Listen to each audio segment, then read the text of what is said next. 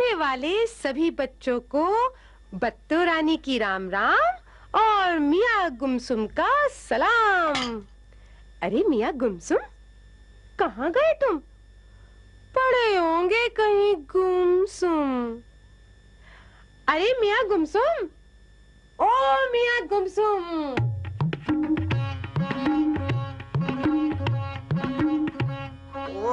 ओह, ये सुन सुन सुन सुन क्या लगा रखी है?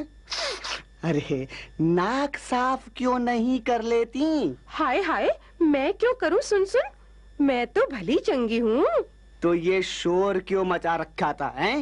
लो भला, मैंने शोर मचा रखा था। और नहीं तो क्या? सुन लो, तुम सब भी सुन लो। ये मियाँ गुमसुम या तो पड़े रहेंगे गुमसुम, या छौंक लगाएंगे तो ऐसा कि बस तौबा तौबा। ओफो, बत्तो रानी, बात की खाल निकालना तो कोई तुमसे सीखे। बात की खाल नहीं, बाल की खाल। बाल की खाल?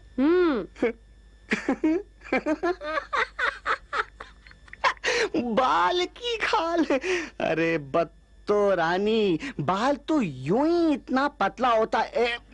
ये देखो, अब इसकी भला क्या खाल निकलेगी? हाय हाय बत्तो रानी, पहले ही बाल कम है मेरे सिर पर, एक और तुड़वा दिया ना। ओहो मियाँ गुमसुम, बात समझे बिना टुनटुना दिए, टुन टुन। बाल की खाल निकालने का मतलब भी समझे या यूं ही? मतलब मतलब क्या? बाल की खाल तो होती नहीं।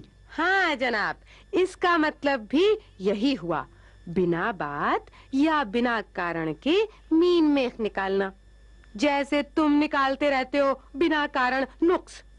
बाल की खाल यानी बिना बात का मीन मेख।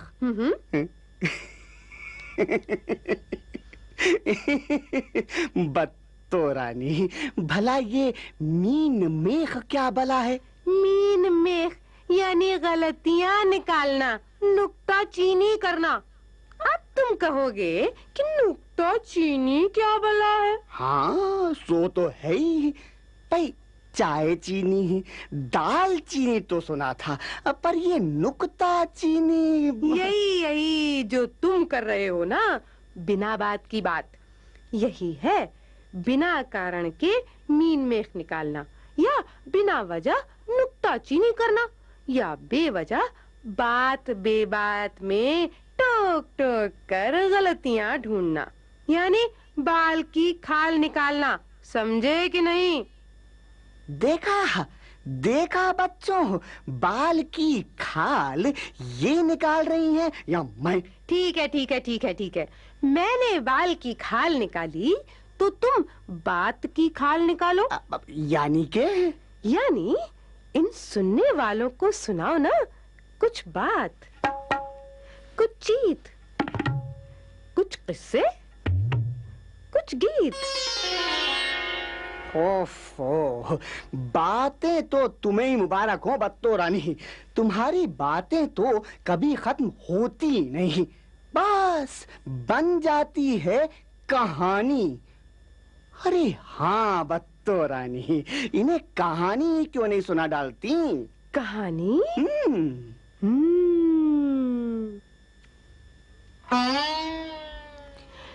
किसकी कहानी? न राजा न रानी, न भिश्ती न पानी, न अंधा न कानी, न नई न पुरानी। अरे मियाँ गुमसुम, ओ मियाँ गुमसुम, लो इन्हें तो सांप सूंघ गया। बाप रे बाप, सांप कहाँ है? सांप कहाँ है? सांप कहाँ है? ओफो मियाँ गुमसुम, सांप सूंघने का ये मतलब नहीं कि सांप आ ही गया। आए, जब सांप आएगा ही नहीं तो मैं उसे सूंघूंगा कैसे? तुम भी मियाँ गुमसुम बस यूं ही से हो, बाल की खाल तो निकालोगे पर बात नहीं समझोगे। क्या कहा? क्या कहा? मैं बात नहीं समझूंगा। वाह जी वाह, खूब कही। तुम यूं ही बके जाओ और तुम्हारे कहने से मुझे सांप सूंघ जाए हैं। लो बच्चों, सुन ली ना गुमसुम मियाँ की जुबान। अब इन्हें सांप सूंघने का मतलब भी समझाओ। बिल्कुल समझाना ही पड़ेगा। हाँ। अरे मियाँ गुमसुम, सांप सूंघने का मतलब है डर के मारे अचानक बोलती बंद हो जाना, या डर के मारे एकदम गुमसुम हो जाना। अरे उस दीपू की तरह जिसे जंगल में अचानक भालू दिखाई पड़ा और उसे देखते ही दीपू को सांप सूंघ गया।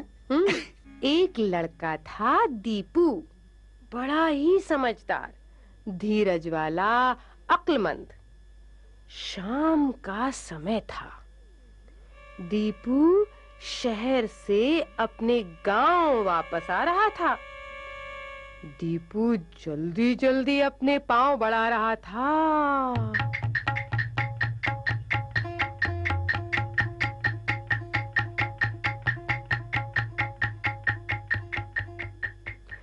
ताकि अंधेरा होने से पहले ही घर पहुंच जाए। गांव के रास्ते में पड़ता था एक घना जंगल, सुनसान बियाबान, घना जंगल। दीपू मन ही मन डर रहा था, पर तेजी से आगे बढ़ रहा था।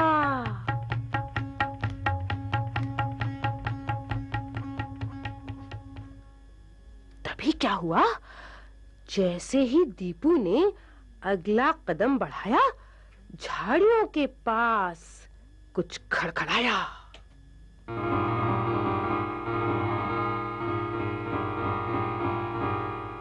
दीपू ने चौंक कर देखा, और देखा तो उसकी बोलती ही बंद हो गई।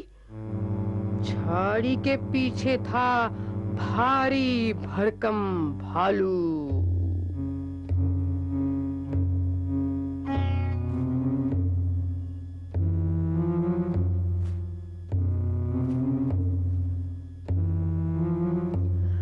भालू को देखते ही जैसे दीपू को सांप सूंघ गया। वो डर के मारे घबरा गया। जहां था वहीं का वहीं खड़ा रह गया, गुमसुम। ऊपर की सांस ऊपर तो नीचे की सांस नीचे। करे तो क्या करे, जाए तो कहां जाए, उसकी कुछ समझ में नहीं आया। घबराहट में वो कुछ सोच भी नहीं पा रहा था, सिवाय इसके कि भालू उसे मार डालेगा।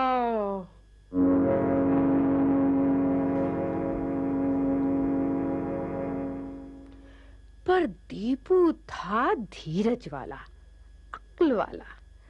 उसने सोचा कि अगर वो चुपचाप सांस रोककर जमीन पर लेट जाए तो भालू उसे मरा हुआ समझकर चला जाएगा। बस ये सोचते ही वो जमीन पर लेट गया। एकदम सांस रोककर भालू दीपू के पास आया।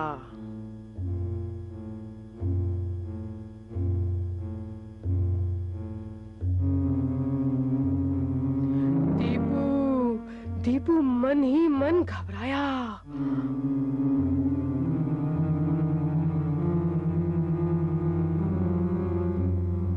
पर वो न हिला न डुला, बस सांस रोककर पड़ा रहा।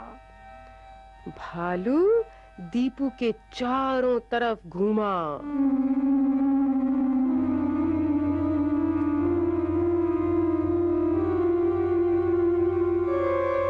और फिर दीपू को मरा हुआ जानकर दूसरी तरफ चला गया।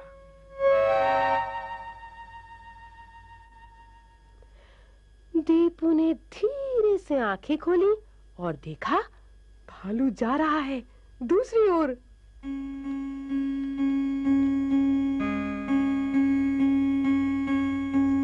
फिर वो झटपट उठा और उसने वो दौड़ लगाई कि बस जंगल से बाहर आकर ही उसकी सांस में सांस आई।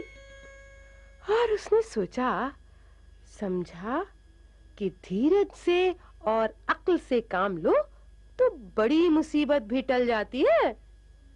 क्या समझे मियां गुमसुम? अब समझ गए ना सांप सूंघने का मतलब? डर के मारे सुन्न पड़ जाना या घबराहट के मारे अचानक बोलती बंद हो जाना।